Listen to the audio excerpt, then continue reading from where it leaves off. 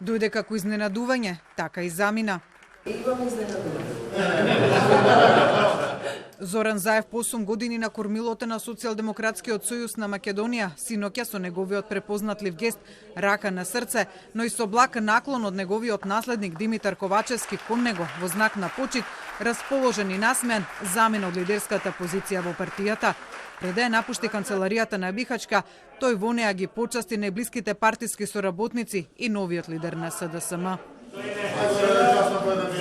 Заев кормилото во СДСМ му го препушти на Ковачевски, кој отворено беше и негов фаворит за наследник, како еден од тројцата кандидати за позицијата. Ковачевски како нов лидер од присутните во седиштето на СДСМ беше поздравен со долг аплауз, но пократок од оној кој го доби Заев на своето заминување. Досегашниот председател на Социјалдемократскиот сојуз на Македонија Зоран Заев.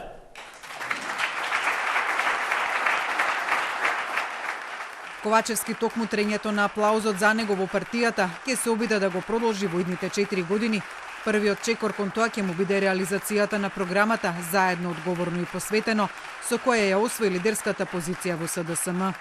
И секој најодговорно да им се посвети на задачите кои му се доверени. Вечерва завршуваме со ветувањата. Од утре почнуваме со реализација. Не чека напорна работа, ако сакаме СДСМ да биде таков каков што сите го посакуваме, силен и обединет. Реализацијата на програмата на новиот лидер пред се враќањето на единството во партијата, продолжување на социјалдемократските вредности, но и отворање на партијата кон нови кадри ќе биде проследена и со промена во телата на СДСМ. Ова раководство на партијата, Централниот одбор и Извршниот одбор се избрани пред само 7 месеци. Во нив има голем број на професионалци, луѓе кои што својата кариера ја изградиле како во партијата, така и во професиите во кои што работат. Но исто така кажав и дека јас ќе го искористам статутарното право да докооптирам, односно на мој предлог, членови на Централниот одбор. Против кандидатите на Ковачевски на внатрепартиските избори не очекуваат за возврат на поразот да добијат раководни позиции во партијата. Не е одговорот на прашањето. Лично никогаш не сум лицитирала со политички функции. Ковачевски, освен со кадровските промени во партијата, наскоро ќе мора да се зафати со кадровски промени во владата, како нов мандатар, откако Заев најави повлекување и од таа функција најдоцна во јануари.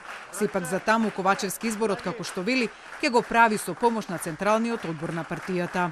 Предлагањето на министрите, односно на кадровските решенија во Социјалдемократскиот сојуз се прави од страна на телата на партијата. Некои од актуелните министри пак до тогаш, како што велат, ќе работат и ќе чекаат да видат дали ќе бидат реизбрани. Јас сум посветен да одработам тоа што треба да одработам, а секако дека мандатарот во моментот кој ќе биде мандатар ќе одлучува за тоа кој како ќе му бидат кандидати за челните позиции. Преземањето на премиерската функција од Ковачевски ќе значи дека освен консолидирањето на својата партија, тој истовремено ќе мора да ја консолидира и државата, и тоа како што рече самиот по 3 клучни прашања: пандемијата со коронавирусот, енергетската криза и односите со Бугарија за побрз старт на преговорите со Европската унија.